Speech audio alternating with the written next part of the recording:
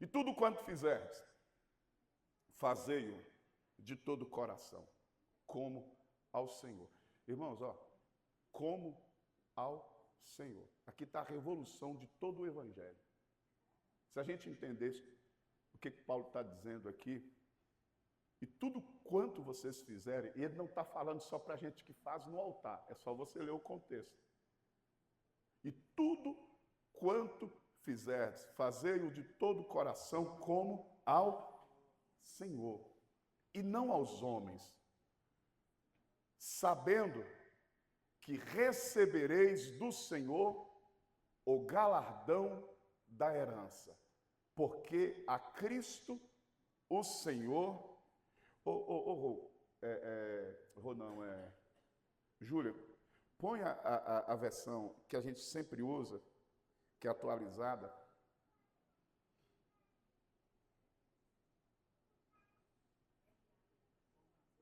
Né? Deu problema no computador? Foi? Formataram o computador? Foi um anjo? Foi quem foi? O anjo formatou? Moço, aí está com essa versão. Porque a Cristo o Senhor servis. Mas quem fizer, não é só até aí mesmo. 24. Oh, que tristeza. Eu sou tão viciado na versão revista e atualizada. Senhor, te agradecemos pela tua palavra, pela comunhão. Em nome de Jesus. Amém. Na mensagem que nós ouvimos hoje pela manhã, a gente aprende que, e até o tema que eu vou falar, Tiago gosta de ficar perguntando o tema depois, o evangelho sem mediocridades. Para mim é uma contradição de termos. Não existe evangelho com mediocridades. Mas, para que você entenda, o evangelho sem mediocridade, tudo o que a gente ouviu aqui hoje pela manhã a respeito do evangelho, da vida dos apóstolos e daqueles que se assentaram à mesa de Cristo,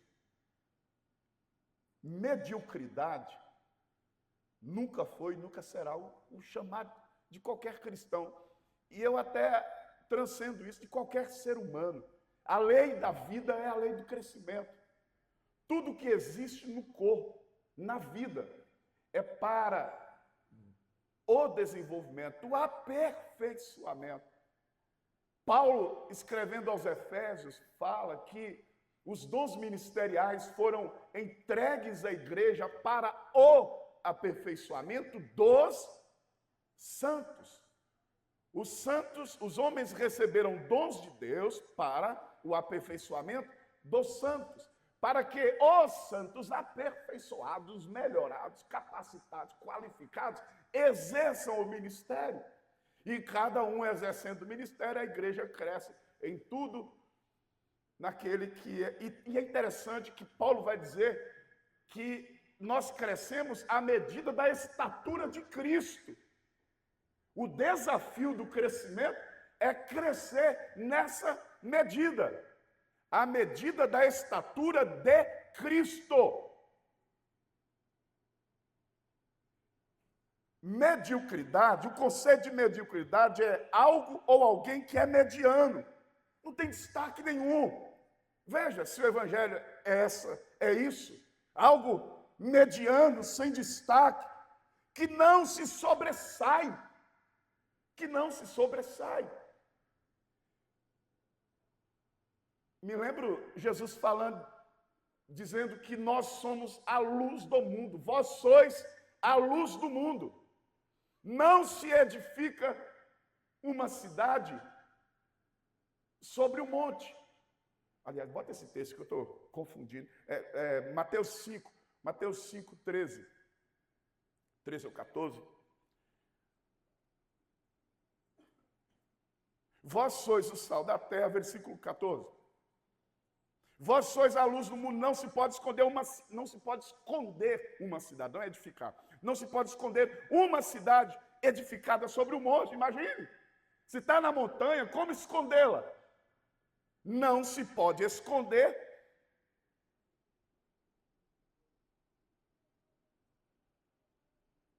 não se pode esconder uma cidade edificada sobre um monte. Versículo 15.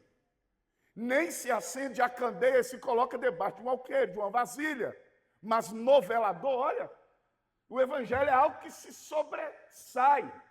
Quando fala de esmola, ou de caridade, generosidade, aí tem a descrição. Aí é o indivíduo. O que você fizer, não coloque isso em público, como sendo você o cara. Mas quando é a igreja, vós sois plural, a igreja é a luz do mundo. Ela tem que ser colocada em lugar de destaque. Não esconder. Então, mediocridade é o conceito daquilo que não tem destaque, que não se sobressai, que não se esforça para ir além do básico. Você conhece gente assim? Que gosta do básico, que se contenta com o básico. Ser medíocre é viver no meio termo, sem brilho no olho. Conhece gente que não tem brilho no olho? E na vida, sem esforço extra.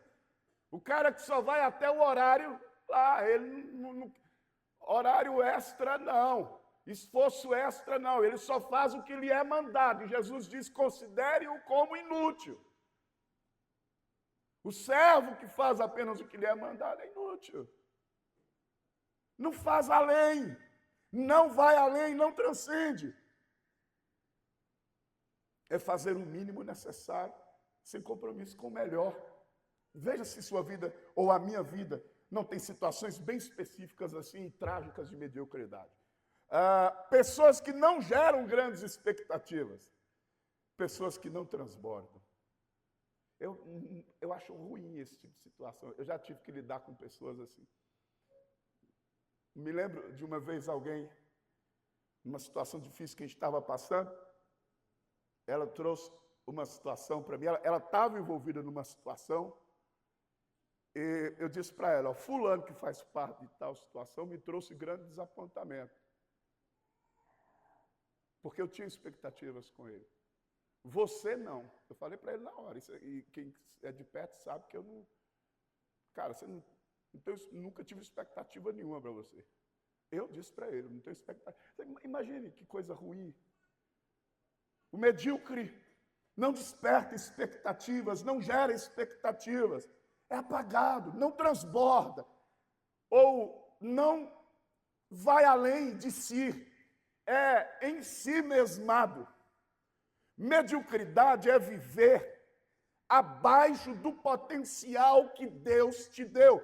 E aí eu lembrei da parábola dos talentos, aonde Deus entregou, o Senhor daqueles servos, confiou-lhe 5, a outro 2 e a outro 1. Aquele que recebera 1, recebeu 1 porque tinha capacidade de executar 1. Aquele que recebeu 2, recebeu 2 porque tinha capacidade de executar 2. E o 5, o que tinha capacidade de executar 5. Cada um conforme a sua capacidade. A graça não é leviana, é irresponsável.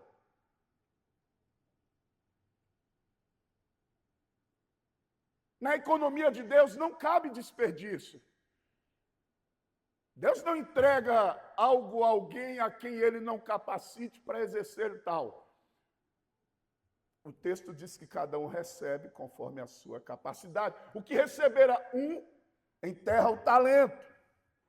Ou seja, ele vive abaixo da capacidade que recebeu. Você já pensou que possa ser que você esteja vivendo uma vida abaixo da sua capacidade? Do dom, da graça que Deus te confiou, do ministério, da vocação, da profissão, do que seja, que você tenha recebido de Deus e entendeu que recebeu de Deus, e que você está vivendo muito além disso. Um dos conceitos de mediocridade que eu gosto é esse. Mediocridade é a arte de não ter inimigos. C.S. Lewis disse, se você deseja uma religião ou uma fé que tenha conforto, eu não indico a você o Evangelho. O Evangelho não é indicado a quem busca conforto. E eu queria dizer hoje à noite que se você deseja ter uma vida sem inimigos, tranquila, sossegada, eu indico para você a mediocridade. A mediocridade é a vida daquele que não quer ter oposição. Não quer crescer porque não quer apanhar. Não quer crescer porque não quer ser incompreendido, perseguido, odiado. A mediocridade é o jeito de viver daqueles que não querem ter inimigos. Isso também não combina com o Evangelho. É o jeito de viver dos que amam o conforto e a tranquilidade. Aí eu lembrei aqui, presta atenção, de 3 frases que denunciam a nossa mediocridade. Uma delas é essa aqui, ó. Eu quero é paz. Eu já falei por muito tempo, eu ficava dizendo, eu quero é paz. Rapaz, isso aqui tá bom, eu quero é paz. Vou trabalhar mais não, eu quero é paz. Vou estudar mais não, eu quero é paz. Não vou empreender mais não, eu quero é paz. Eu quero é paz, eu quero é paz. Eu quero é paz é o mesmo que não quero ter opositores. Não quero ter inimigos, quero uma vida confortável. A outra frase que a gente utiliza sempre que denuncia a nossa mediocridade é: o que importa é a intenção. Essa me chateia. Jesus. A pessoa vem para a igreja, faz qualquer coisa e diz, não, pastor. Aí quando você vai corrigir, irmão, pelo amor de Jesus. É tipo assim, bora fazer um bazar. Aí o cidadão traz uma roupa rasgada. Aí você vai, irmão, rasgada. Irmãos, tem histórias do bazar que eu não posso nem contar, que são vergonhosas, de doações. Claro, isso são raríssimas exceções, a maioria são de pessoas generosas e que fazem com muito amor. Mas as pessoas chegam e quando você vai corrigi-las, ou aí você compra uma briga tremenda, mas as pessoas gostam de utilizar essa frase, o que importa é a intenção. Essa frase, o que importa é a intenção, é a justificativa dos preguiçosos e amadores. Pelo amor de Jesus, a gente precisa largar esse amadorismo escondido, travestido de boas intenções para Cristo. Eu disse há pouco instante, lendo o texto, que a revolução do Evangelho é a Cristo que estais servindo. Quer ver uma coisa, irmão? Quando alguém me procura, pastor, você tem na igreja fulano de tal que determina que trabalha em tal área, irmão? Dá um nó na garganta. Indicar pessoas na igreja. E tem pessoas boas, mas deixa eu falar. É complicado. Amadorismo. Eu falo para o pessoal, gente, ó, a gente investiu em equipamento, a gente gasta com equipamento, você compra um data show desse, é quase 10 mil, um trem desse, e aí você compra um computador, não sei quanto, aí você fala, gente, pelo amor de Jesus, a gente precisa ter só equipamento, a gente precisa fazer como se estivesse fazendo para Cristo, largar o amadorismo que se justifica ou que se esconde por trás da frase com boa intenção. Porque o Evangelho não é evangelho só de intenções, sobretudo de ações. São as obras que justificam a fé. Não adianta a gente viver de intenção. Ninguém come intenção. Ninguém é servido de intenção. Aí tem alguém na igreja precisando. Aí todo mundo, pastor, eu queria tanto ajudar. Ninguém vive de eu queria tanto ajudar. Só de intenções. Essa frase é muito praticada pelos cristãos que amam o amadorismo. Pastor, eu estou tocando aqui, é para Jesus. Cara, eu estou cantando, é para Jesus. Será que é para Jesus? Mediocridade, mediano, sem brilho, sem profundidade, raso. A outra frase dos medíocres, a primeira é eu quero é paz, ou seja, não quero ter inimigos não, deixa eu aqui na minha comodidade, no meu conforto. A outra é, pastor, Deus sabe das minhas intenções. A outra é, estou buscando o contentamento. Deixa eu aqui na minha. Estou buscando o contentamento, deixa eu aqui na minha. Contentamento confundido com acomodação. São frases utilizadas pelos medíocres. A mediocridade, conforme Apocalipse 3,16 projeta para a gente, Júlia, por bondade, ser morno, meio termo. Ser morno é a definição bíblica de mediocridade. E conforme as Escrituras, isso deixa o Senhor enojado, medíocre. É melhor assumir a posição de frio, eu quero ser frio. E é mais bonito ser honesto. Embora estando equivocado e errado na sua escolha, eu quero ser frio, mas pelo menos assume-se como frio. Ou eu quero ser quente. E o cara que não é frio nem quente prefere o muro. E é bem o lugar onde Satanás habita, o muro. Mediocridade. E a gente, irmão, presta atenção. E a gente fica com orações e orações, pedindo coisas a Deus. E Deus fala, é sério. Eu estava conversando com uma irmã, eu estava dizendo para ela, assim, eu vejo Deus com um senso de humor maravilhoso, assim, porque a gente tem uma prática de fé cristã, às vezes, que eu acho que Deus fica olhando assim, Deus olha para mim assim e fala, é sério, Fernando? Sério que você está me pedindo isso? Você está pedindo para eu conceder a esperança isso aqui? Ou colocá-los nessa condição? Vejam o que vocês estão fazendo hoje. Vejam o nível de dedicação e de entrega de vocês hoje. Mediocridade. Gente medíocre. Mediano. E a Bíblia vai dizer que Deus tem nojo desse tipo de comportamento, irmão. Você que diz eu quero é paz, o que importa é a intenção, eu estou em busca de contentamento. Mediocridade, só um parênteses aqui. Uma das mensagens mais essenciais e extraordinárias do Evangelho é a mensagem de contentamento cristão. E eu não estou destruindo isso aqui ou desconsiderando isso. Eu estou falando de desculpas que se escondem por trás dessa pseudo-prática. Mediocridade é o espírito de quem não deu o seu melhor. Olha o que o texto aos Colossenses fala, que nós lemos.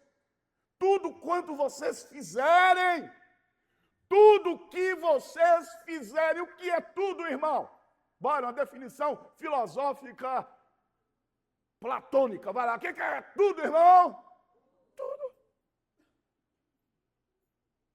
Não há nada, por isso que não há vida secular na vida de um cristão, não há nada que não seja cristão na vida de um cristão. Não há nada que não seja de fé ou pela fé na vida de alguém que professa fé em Jesus. E aí Paulo vai dizer, tudo que você fizer, faça de todo o coração. Como é que eu posso crer que o Evangelho coaduna, coexiste, permite, contempla a mediocridade, tudo que vocês fizerem? Ponham o coração de vocês nisso aí. Botem garra. Mas, de verdade, eu não quereria o Evangelho e a fé que muitas pessoas vivem dentro da igreja. Opaca, desbotada, sem desafio, sem renúncia. E a gente fica cantando a musicazinha aí, que eu acho, a gente devia até parar de cantar. Ou então, pelo menos, mudar a postura quando canta. Tenho gastado tudo na minha vida. Bota aí, tio, vai lá. A canção não tem, não? Tem aí, já cantamos na igreja. Eu sou um pastor tranquilinho, eu não barco canção não, mas bora lá. Eu acho que o pessoal nem vai cantar mais depois. Bora lá. Tudo quanto vocês fizerem nessa canção, não. Vamos lá. É Ele, por Ele, que eu estou gastando a minha vida.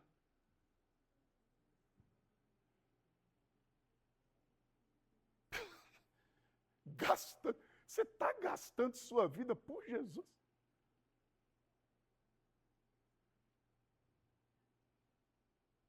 Perdendo tudo. Isso aí é evangelho. Mas a gente precisa pensar direitinho, porque o evangelho é isso aí. A letra está correta. Eu acho que só não cabe para essa geração, para um punhado de nós, ou nozes. Perdendo tudo por amor e com alegria. Sério. Bora lá. É só aí mesmo. Irmão, não precisa tirar do repertório, não. Mude o comportamento. Isso aqui é evangelho.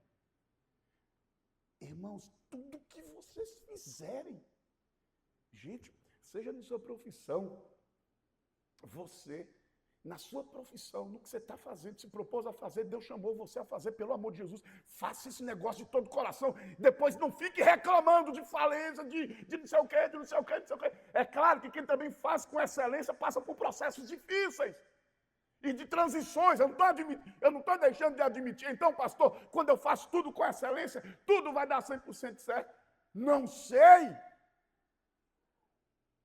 Mas o que acontece com muitos, comigo, com você, quase sempre, é que a gente caminha para um caminho de declínio, de decadência, é porque a gente não tem vivido tudo que vocês fizerem, façam de todo o coração. Ponham a vida no que estão fazendo.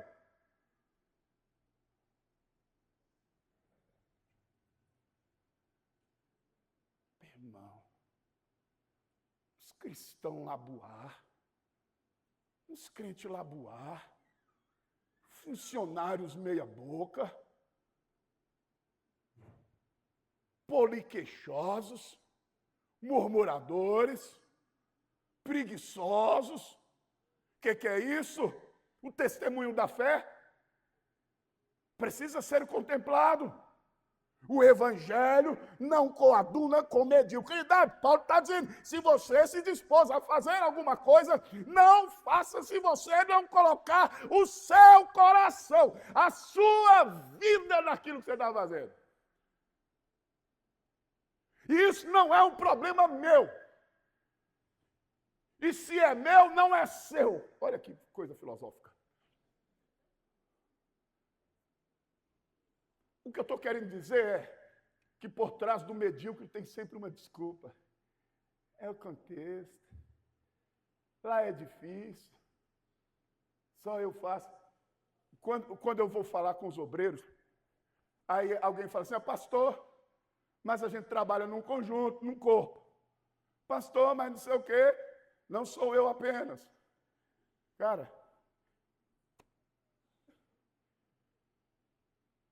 pega o que você foi colocado para fazer e que recebeu da mão de Deus, crendo que foi da mão de Deus, e faça. Dá conta de fazer bem feito, colocando todo o seu coração. Aí Paulo vai dizer, fazer de todo o coração como para o Senhor. Como para o Senhor. Aí tem gente que vem, pastor, foi para o Senhor. Não foi não, irmão, não foi para o Senhor não. Não foi para o Senhor, foi para o seu patrão. Foi para você. Essa revolução, tudo que vocês fizerem, faça como para o Senhor. Não importa, talvez você está aqui, vá arrumar uma cadeira dessa aí. Estou falando aqui dentro da nossa comunidade. Faça como para o Senhor. Eu tenho muitas coisas medíocres na minha vida. Eu já estou correndo pensa numa brabeza para resolvê-las de uns tempos para cá e tenho conseguido sanar muitas delas. Mas eu não quero viver uma vida medíocre, não. Uma vida mediana, não quero. Isso não é do Evangelho. O espírito do Evangelho não coaduna com mediocridade. Não coaduna. Tem gente que se acostuma a uma realidade espiritual superficial, rasa, sem impacto, sem paixão, sem lágrimas, sem graça. Vida espiritual sem paixão, sem compaixão, sem lágrimas,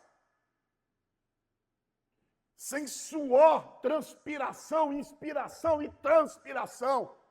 Porque na vida tudo é assim, inspiração e transpiração. E eu garanto para você, você sabe disso, é mais transpiração do que inspiração. Sem impacto, sem graça, sem inspiração, sem fervor, sem aspirações maiores. Está tudo bom.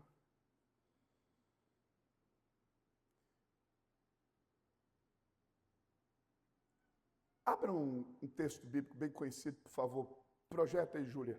João 10:10. Veja se mediocridade tem a ver com o Evangelho. Essa vida mais ou menos que a gente está levando. Quero não, irmão. Mas, irmão, tu não sabe como eu tenho tomado decisões radicais na minha vida, de mentalidade, de postura, de vida. Não quero, Jesus. Estou com 49 anos, mas estou fazendo 50 anos que vem.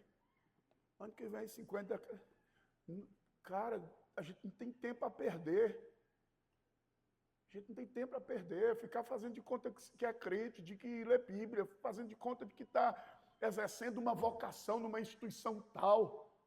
Nós devíamos ser, e eu já falei isso, os melhores funcionários, os melhores profissionais, as melhores autoridades desta cidade.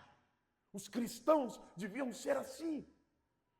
Se nós cremos que o texto paulino é verdadeiro aos Colossenses, tudo que vocês fizerem, faça para o Senhor. Meu irmão, não tem como não ser o cara de lá. Eu estava pregando essa mensagem no retiro da Betel. Eu lembrei muito de Iago. Cadê Iago? Você não vai ficar bobinho não, viu? Que dá cascudo de tudo depois. Iago me chama a atenção por esse espírito de busca de excelência. Menino novo. Tem muito a ensinar para a gente que é adulto.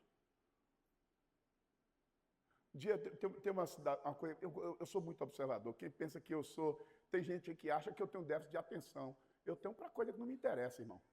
Para o que não me interessa, eu tenho 1000 vezes déficit de atenção. Para o que me interessa olhar, meu irmão, eu estou de olho igual.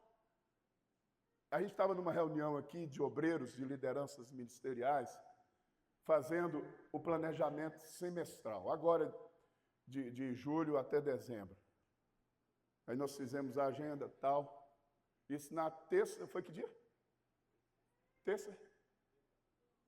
Quinta-feira. Acho que foi quinta. Acho que quando eu cheguei, acho que foi na sexta-feira, foi quinta. Aí quando eu cheguei na sexta-feira, eu entrei na minha sala, fechei a porta, Iago bate. Tudo isso eu fico prestando atenção, a educação. Ele bate a porta, abre. Pastor, por favor, essas folhas que eu deixei, você já tinha deixado lá, não tinha? Essas folhas que eu deixei aqui, ele tinha impresso um material, organizado todo o material da agenda do segundo semestre. Eu agradeci, ele voltou, falei, o mundo para esse menino vai ser poderoso da parte de Deus. A gente precisa ser dedicado no que a gente está fazendo. E aí depois as pessoas não recebem promoções nenhuma em canto nenhum. Por quê? Eu vou dar um textinho só para envergonhar eu e você. Um textinho bíblico só para te envergonhar, a mim e a você. Abra, por favor. Eu queria deixá-lo para outro momento. Mas bora lá. Bora lá, santo de Deus. 1 Samuel. Primeiro livro de Samuel. Capítulo 16. Continua assim, viu, Iago? Seu aniversário é que dia? 26? Bora dar um presente bonito para Iago dia 26? Bora? Bora. Pois é, eu vou passar o pix dele para você. Brincadeira. Mas... 1 Samuel 16. Rapaz, eu gosto. Quer ver? Cadê Gel? Está aqui? Jeane está aqui? Não. Jeane. Ali, Gel está aqui. Jeane, hoje, quando chegou na hora do culto, eu fiquei caminhando no corredor, cumprimentando os irmãos e tal. Aí eu olhei para a Gel estava assim e tal. Abracei, você está bem, Gel? Estou, pastor. Falei, você está assim mesmo? Não, pastor. Eu estava num... Como é que eu estava num plantão de 24 horas? Eu entrei 7 horas de ontem e saí hoje 7 horas. Eu falei, você veio para o culto? Não falei não, né? Porque não precisava, ela estava aqui. Adorando a Deus. Aquilo que eu li aqui, a pessoa medíocre, ela não vai além. Ela não transpira. Ela se contenta. Já eu podia ter dito assim, ó, vou ficar em casa, não vou para o culto, não vou para a ceia, porque estou cansada e Deus sabe. Essa é a frase que os cristãos gostam de utilizar. Deus sabe. E eu vou dizer para vocês, a gente precisa tomar vergonha, porque tem um monte de argumento da gente que é mentiroso. Nem a gente se convence da conversa que a gente está tendo, às vezes, para justificar algumas ausências. E eu não só me refiro à igreja, à vida. Tem algumas justificativas que a gente apresenta para a vida, que até a gente está cansado, e a gente precisa resolver essas coisas. Encará-las de frente. E dizer, eu vou ser o homem e a mulher que Deus tem me chamado para ser. Eu vou me levantar. Meu Jesus, olha aí, 1 Samuel 16, 17 e 18. Disse Saul aos seus servos, quando estava endemoniado, possesso por um espírito maligno, disse Saul aos seus servos, buscai-me, pois, um homem que saiba tocar bem. Quando o rei é orientado a procurar, o rei Saul agora não tem mais o Senhor, um espírito maligno se apoderou dele, e um dos seus servos diz, ó, bora buscar alguém que toca harpa. Aí tem essa indicação, alguém lembra de Davi, que saiba tocar bem e trazei-mo. Você não foi chamado ainda porque você não foi melhorado. Você não foi chamado e não está sendo chamado e não será convocado enquanto não for preparado. Na economia de Deus não cabe desperdícios. Cristãos preguiçosos, meninos, filhos que não estudam, que não trabalham. Segura aí, irmão. Amanhã é segunda-feira. Vai dar certo. Trazei-mo, verso 18. Então respondeu um dos moços e disse, conheço um filho de Jessé, o belemita, e que sabe tocar. Alguém disse, eu conheço um filho de Jessé, o belemita, que sabe tocar. É um excelente músico. O cara sabe tocar. Se desenvolveu. Está lá cuidando de ovelhas, fazendo suas composições, tocando. E quando é lembrado, a referência é um excelente músico. Quer ser promovido sem excelência, quer ser promovido com espírito de mediocridade. Na vida, o tempo vai passar, tu vai ficar aí. O medíocre dá lugar para inveja, para ciúmes, para murmurações. Todo mundo. Sabe o que eu ouço na igreja? Eu estou cansado de ouvir isso. Eu estou aqui há 10 anos. O pessoal chegou agora da música, já está cantando. Vai saber, né, irmão? Vai saber. Eu estou nessa empresa há 10 anos. Quantos funcionários chegaram aqui que já foram promovidos, cresceram no que foram chamados a fazer, colocados para fazer, prosperaram, foram maravilhosos do que se dispuseram a fazer, que foram postos a fazer e que foram promovidos, e eu aqui. Ah, que bonito. Por que será, irmão? Irmão, tudo na minha vida que não avançou, só tem um culpado, eu. Pergunta a mulher que vive comigo há 25 anos, se um dia na minha vida eu parei para dizer a culpa foi de fulano. Um dia eu parei. Numa terapia. Que eu falei assim, é culpa de fulano, é culpa de fulano, é culpa de fulano, é culpa de fulano, é culpa de fulano. Eu estava doido da cabeça, tinha acabado de chegar de Feira de Santana, traumatizada, fulano. Isso mudou minha vida, irmão. Senhor Fernando, acabou o tempo. Você vai voltar a tal dia? Tá? Vou abrir a porta para você. Fernando, amanhã, venha só você. Na próxima vez, venha só você.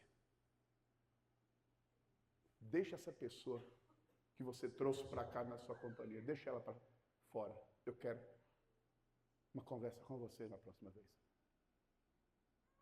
É mais fácil, é muito mais fácil transferir responsabilidades, culpabilizar terceiros, do que dizermos, eu não estou sendo excelente no que Deus me chamou a fazer. Eu não estou me capacitando, eu não estou me qualificando, eu não estou buscando, eu não estou orando, eu não estou jejuando. Não, mas é isso, né? É tudo pela graça, né? A graça cobre, inclusive, as nossas omissões e responsabilidades. A graça é um tipo de graça que fala, eu te chamei para pregar, não precisa ler a Bíblia, não precisa estudar, não precisa estudar, pode ficar aí na vida que você quer e a graça dá conta. Parece que a graça é irresponsável. Traga um homem que saiba tocar. Ainda versículo 18. E é forte e valente. Olha as qualificações de Davi. Jovenzinho, viu, irmão? Jovenzinho. Quem é ele? Excelente músico.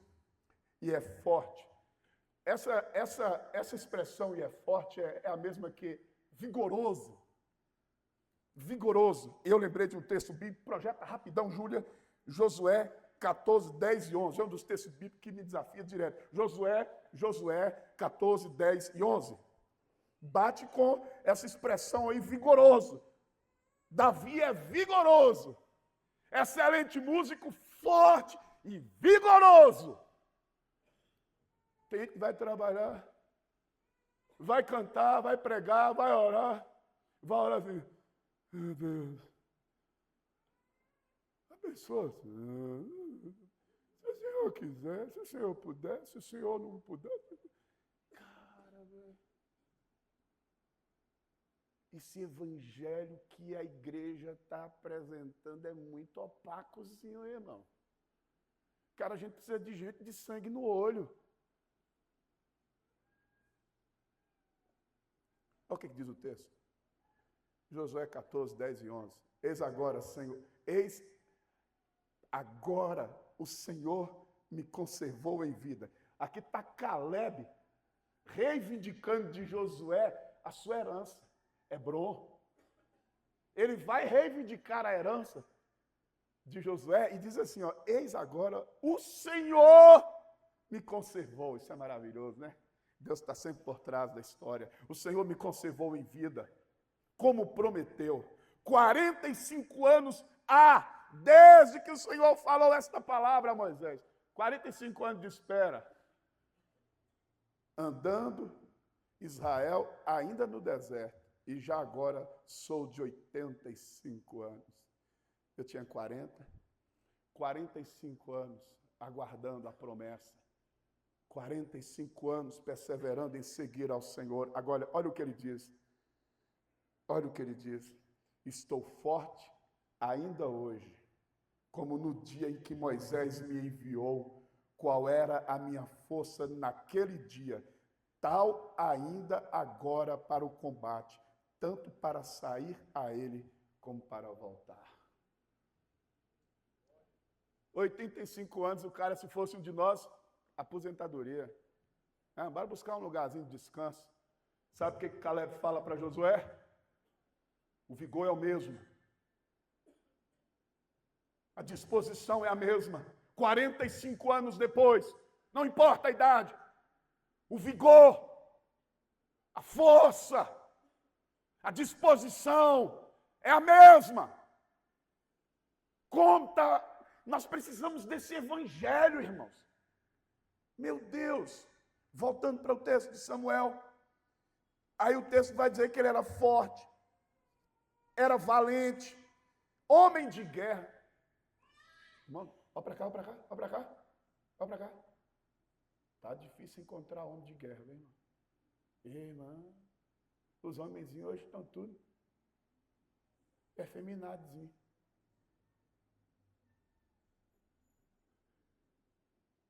Adriano está sorrindo ali, fica. Rapaz, a gente precisa criar esses meninos direito, irmão.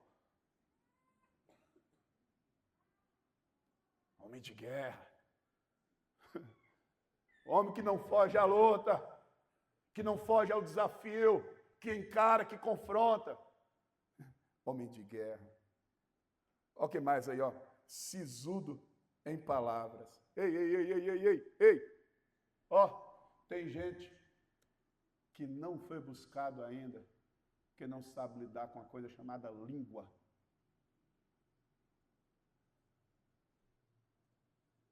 Sabe o que é sisudo em palavras? Homem prudente em palavras. Cara que domina bem a conversa.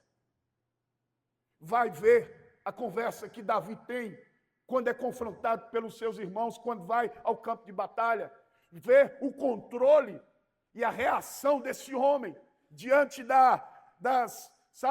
dos desprezos dos irmãos. Vai ver quando Davi se apresenta a Saul. Saul diz, rapaz, você é menino, rapaz, você não tem experiência de guerra nenhuma. Veja a resposta que ele dá. Davi era um homem sisudo em palavras. Tem muita gente que está... Será por quê ainda, irmão?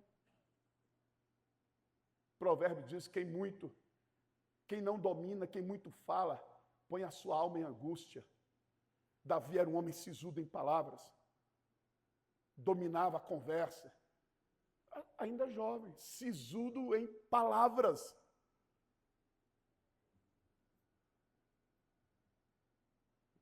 Fico pensando, por que Deus não confia uns segredos para a gente ainda, né?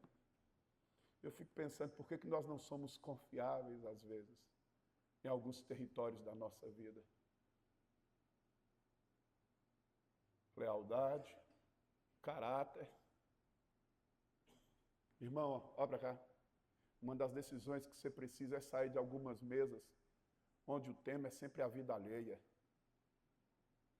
Estava falando com o Tiago hoje, cara, eu não entendo pessoas que se ocupam com vidas alheias, eu não entendo.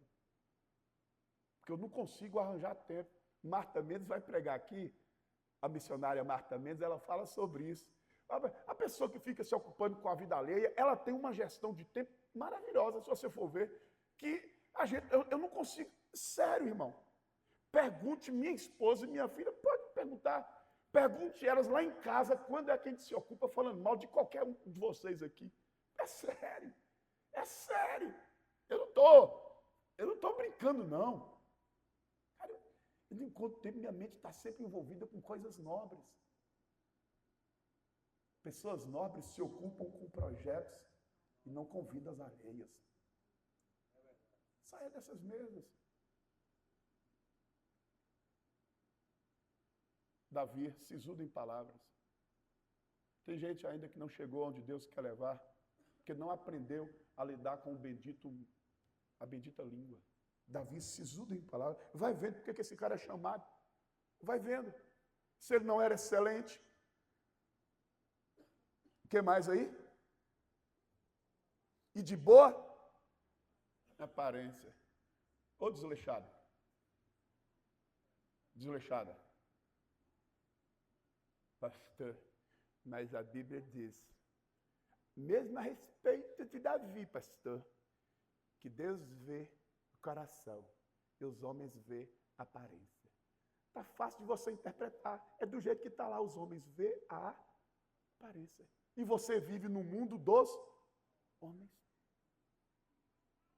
No mundo dos homens, você carrega a motivação de Deus, mas você vive no mundo dos homens. Mal apresentado. Irmão, tem gente, ó, chegou diante de você. Se você é um patrão, um empresário, você de cara você fala, não quero. Você olhou.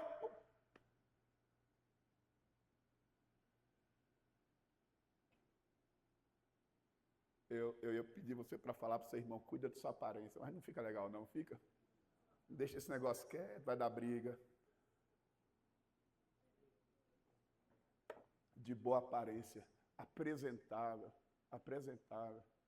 Irmão, deixa eu dizer para você, tem alguns lugares que você tem que estar a caráter, e acabou, irmão, isso é sociedade. Pergunta a esses caras que viajam, executivos, pergunta para eles como é o mundo. Eu me lembro, quando eu cheguei na Convenção Batista em 2005, no dia que eu cheguei na Convenção Batista em 2005, Vivian me indicou para ser secretário da diretoria. Eu falei, eu não sei nem o que é convenção, mas indicaram. Porque eu estava trabalhando na Betânia, que não sei o que e tal. Eu fiquei como segundo secretário da diretoria da Convenção Batista, Estado da Bahia. Aí a primeira reunião, Salvador. Irmão, você sabe como é que eu fui? Oh, doido. Camisa gola pó, a calça jeans e um sapatinho velho rasteira. O pessoal lá começa a chama toda a diretoria. Quando chegou o nome, pastor Fernando Lacerda, lá vou eu. Segundo secretário da Convenção Batista Nacional, lá estou subindo. A irmã olhou para mim, você não está a caráter. Olha para cima.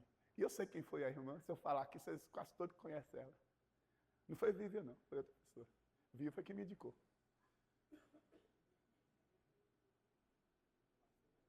Hã? Ah, irmão. Sisudo em palavras, de boa aparência, bom músico, excelência, qualificação. Aí quando o cara é citado lá no palácio, e só é citado porque é referência. Eu não me culpo, melhor dizendo, eu não culpo pessoas por eu não ser chamado para estar em determinados lugares, que eu não estou preparado para estar lá. Está de boa.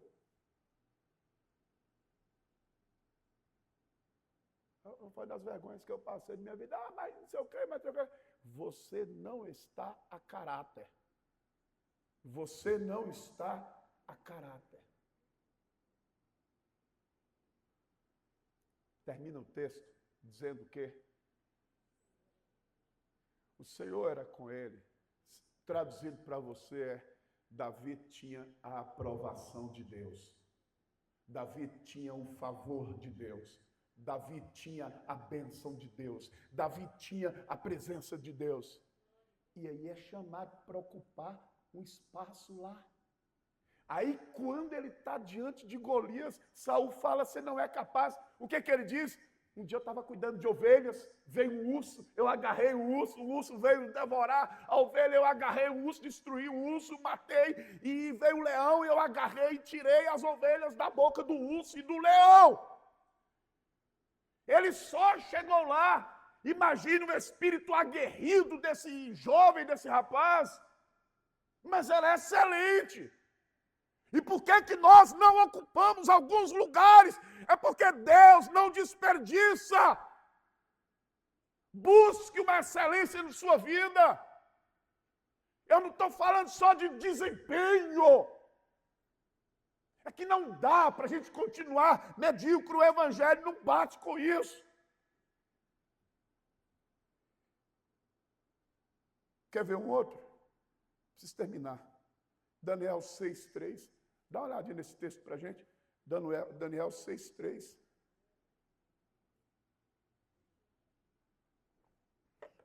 Bora melhorar. Não, irmão, eu estou falando para você o que eu estou procurando viver. Eu não estou aqui com um discursozinho bonito, forçado. Eu estou procurando viver isso, eu estou enfrentando batalhas, mas eu estou firme. mudando meus hábitos de vida. Eu era um cara absurdamente de mentalidade e emoção sensível. Imagina lidar com gente assim. Você tem 200, 300 pessoas, cada uma fala uma coisa de você. Faz uma leitura de sua vida que nada tem a ver com a realidade que você vive. E aí, cara, olha, meu filho, Jesus, nem trisca. A gente precisa melhorar. Resolver nossas questões. O que é? A gente não quer resolver nossos problemas, não? Está precisando de tratamento profissional? Procura um profissional. Aí fica dentro de igreja. Irmão, deixa eu dizer para você. Igreja, eu tenho uma sensação triste. É que eu penso que às vezes algumas pessoas se escondem por trás da fé apenas para esconderem suas mazelas. Não querem resolvê-las. É melhor ir lá para Edir Macedo e falar assim, expulsa o encosto. É melhor dizer que é encosto do que admitir que você, como marido, você precisa melhorar no trato com o seu marido. Então é melhor dizer que é um espírito maligno, não sei o quê. Eu me lembro, em Tapetinga, um dia estava eu e Antônio lá na casa de boa, dormindo cedinho, irmão. Um menino bate na porta desesperado. Pastor! Antônio acorda. Nós fomos correndo, atender uma família, uma mulher estava possessa. Irmão, ela morava, sei lá, em cima de um morro, de uma pedra, num local bem difícil lá em Tapetinga, e a porta que dava acesso para o quintal era alto, era mesmo que um despenhadeiro, e ela queria pular, e o maridinho dela segurava. Quando nós chegamos, Antônio trabalhava com libertação. Esse caso foi um dos mais emblemáticos da teologia de libertação. Nossa. Rapaz, Antônio chegou, Antônio tinha um poderoso discernimento do Espírito, olhou e falou para a irmã Nalva, vocês não sabem quem é, eu posso falar, acho que já até morreu. Tem muitos anos isso. Irmã Nalva, para com isso, irmã Nalva. Aí, disseram que o demônio manifestou. Aí, falou na boca dela, eu sou um espírito sultão da mata. Que nome sofisticado, velho. Sultão da mata. Sultão da mata. Eu sou sultão da mata. Ah, é? E Antônio sabendo de tudo. Sou eu quem levo ela para as lojas de Tapetinga para comprar fiado e não pagar. Ai, sultão da mata, bonitão, seu velhaco, sem vergonha, mulher gastadeira, centopeia de Jeová. Sultão da mata, sou eu quem levo ela para a rua para comprar fiado e não pagar. Antônio chegou, nesse ato de possessão dela, deu um beliscão, ela... Você me beliscou. Aí Antônio, irmã Nalva. Senta, irmã Nalva, senta. Senta, irmã Nalva! Senta. O que está acontecendo com vocês dois?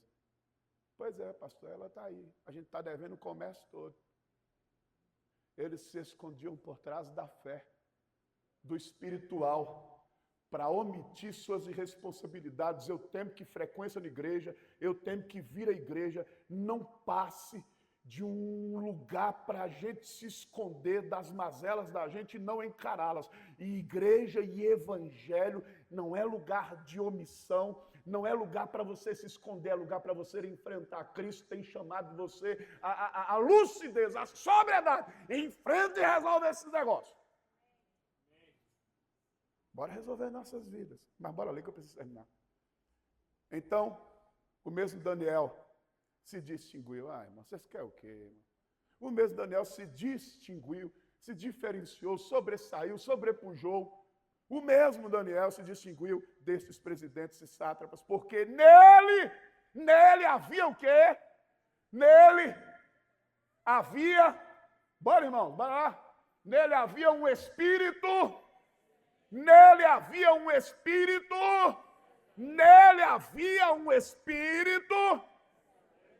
E o que estava para acontecer? O rei pensava em estabelecer sobre todo o reino. Você não pode querer despertar pretensões de promoções em qualquer área que seja, se você não for um cara de excelência com Deus. O que você se propõe a fazer? Põe o seu coração nesse negócio, rapaz. Brilha o seu olho. Eu tenho orado a Deus pelo púlpito da esperança, pelos pregadores daqui, Jesus, que esse povo que ocupa as poltronas veja o brilho do evangelho nos olhos da gente. A garra, a galhardia, a força, o vigor. Não gente que prega o evangelho ou fala de alguma coisa que nem sabe de que está falando, mas gente transformada pelo poder do evangelho. Atos capítulo 1, versículo 8. O que diz? Recebereis poder. Sabe o que é poder aqui, irmão? Dinamite, dínamos, dunamis. Vocês vão receber uma dinamite. O Espírito Santo é uma dinamite, um poder explosivo. Como pode você querer que eu creia que o Evangelho coexiste com mediocridade se o Espírito que em nós habita é uma dinamite, é um poder explosivo? Atos 4:31, para você ver se não é dinamite. Olha o que acontece, Atos 4:31, olha a dinamite estourando aí. Tendo eles orado, o que aconteceu? A dinamite explodiu. Tendo eles orado, tremeu o lugar onde estavam reunidos, todos ficaram cheios do Espírito Santo e com intrepidez anunciavam a palavra de Deus. Dinamite. O mesmo versículo 8. Vocês receberão poder e sereis... Espera aí, irmão. Escuta aí. Vocês vão receber uma dinamite, um poder explosivo dentro de vocês. Vocês não vão ser qualquer um. Que evangelho é esse que não transforma a sociedade? Que evangelho é esse na vida do marido que não transforma a vida da mulher? Que evangelho é esse na vida de um pai que não transforma a vida de um filho? Eu estou desconfiado que a gente não sabe nem o que é evangelho. A gente precisa se dispor a viver isso, a sair dessa mediocridade. E sereis minhas. Você sabe o que é testemunha? Testemunha não é depoimento que as pessoas dão. Eu recebi uma bênção. Deus me abençoou. Paguei o boleto de segunda-feira. Isso é bênção também, glória a Deus. Mas aí, testemunha vem de Marte. De gente que quando recebe o poder do evangelho em sua vida, essa dinamite de Deus, esse poder explosivo, mas receberá esse poder, quando recebe, é capaz de entregar a sua vida pela causa. Evangelho é evangelho de radicalidade. Evangelho é evangelho de excelência. Vai ver os textos bíblicos, se pediram você para andar 2 milhas, não ande 2 não. Ou pediu para você andar 1, ande 2. Perdoe. Isso é evangelho de excelência. A gente não consegue nem perdoar, a gente não consegue andar nem 1 milha. O que estamos sendo obrigados a fazer, nós não estamos dando conta. Eu quero, irmão, uma vida sem mediocridade. Você quer? Eu quero. Presta atenção, olha para cá. Sei lá quem foi que falou, dizem que foi Einstein. Tudo é Einstein que diz. Mas dizem assim, ó, é uma frase. O ser humano anda à procura, à busca da infelicidade. Quando a encontra, reclama. Todo dia a gente tem comportamento, posturas, posicionamentos, buscas, tudo, que levam e que estão levando a gente para um lugar ruim. E quando lá a gente chega, a gente reclama. Reclama de quê, irmão? Muda a sua rota. Atualiza.